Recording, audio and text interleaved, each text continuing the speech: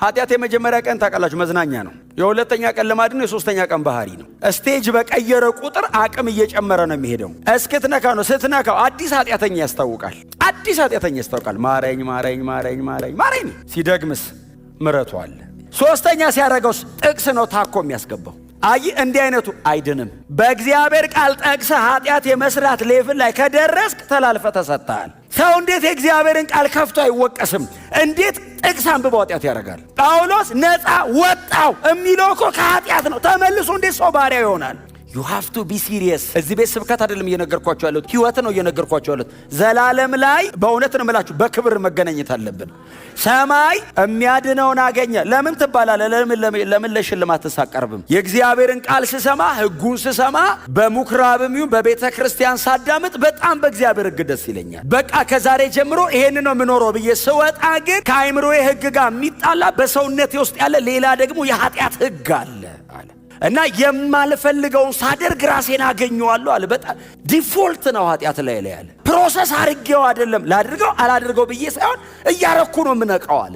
ራሴን የማገኘው የማልፈልገውን ሳደርግ ነው። እኔ ምንኛ ጎስቋላ ነኝ አለ። እኔ ሰውየውን በስዕላዊ መንገድ ዝም ብዬ አየዋለሁ። ማምለጥ ፈልጎ አይ እዚህ ላይ ቢሆን ስራቱ ገንጥሎ ይጦላል። ሰውነቴ ውስጥ ነው አለ። በምን ላውጣው አለ። ማን ያውጣኝ? ልክ እንዳልሆነ ባሪያ እያደረገኝ እንደሆነ ገብቶኛል። እኔ ግን አልችለውም አለ። ኃጢአት ይበልጠኛል አለ። ኃጢአት ዕድሜ ታላቅህ ነው፣ አትችለውም።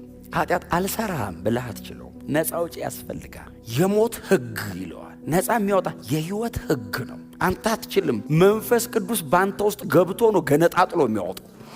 ከኃጢአት ነፃ መውጣት አቅቶኛል። እንዴት አድርጌ ላምልጥ? ጥሌ ወጣው ስል ይዘኛል። ወጣው ስል ይዘኛል። አቋ አልወጣድማ።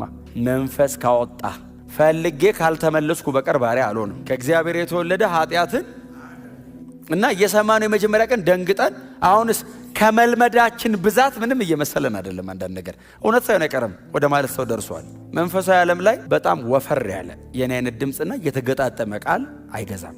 መንፈሳዊ ዓለም ላይ በጽድቅ መኖር ነው የሚያሸንፈው። አባቶቻችን ድል ያደረጉት በጽድቅ ገዝተው ነው። በጽድቅ ነው የኖሩት። ራይቸስ ናቸው። ኢንፍሉዌንሳቸው ይሄው ሺህ ዓመት እግዚአብሔር ከነሱ ህይወት ቅዱስ መጽሐፍ ቀድቶ ሲጽፍ አልፈራም። በጽድቅ ነው የኖሩት። ቤተክርስቲያንን ኃይል አልባ የሚያደርጋት ኃጢአት። መንበርከክ ያቅትሃል። መጸለይ አትችልም። መንፈሳዊ ነገር ይደክምብሃል። የቅዱሳን ህብረት አትፈልግም፣ ይሰለቻል። ወደ ሌላ ነገር ነው ልብ የሚሄድብህ። ኃጢአት ምን ያክል ሲሪየስ እንደሆነ የምታዩት እግዚአብሔርን የጠየቀው ልጁን ነው። እግዚአብሔር ምንም አይነት ጠላት ለመጣል መጥቶ አያውቅም። እግዚአብሔር ጠላት ለመጣል መልአክ ነው የሚልከው። እግዚአብሔር የወረደው ለድነት ነው። አምላክ ሰው የሆነው ሳልቬሽን ጋር ነው። እኔን ነፃ ለማውጣት ነው እግዚአብሔር ከሰማይ የወረደው። በክርስቶስ ካለማመን ጀምሮ በድርጊት የሚደረጉ ብዙ ኃጢአቶች አሉ። ስለዚህ እነዚህ ነገሮች ቶታሊ ነፃ ወጥተናል። እግዚአብሔር የህይወት መንፈስ ሰጥቶናል።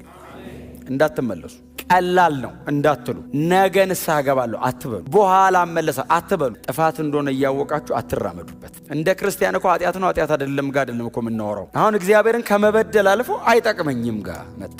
ይህንን ጳውሎስ ያደረገው በብቃቱ በጉልበቱ በምናምን አይደለም። መንፈስ ቅዱስ በሱ ውስጥ አድሯል። ራሱን ለመንፈስ ቅዱስ አሳልፎ ሰጠ። ይሄውን አለው።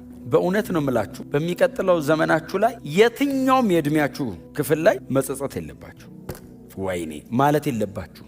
ዛሬ ወስኑ።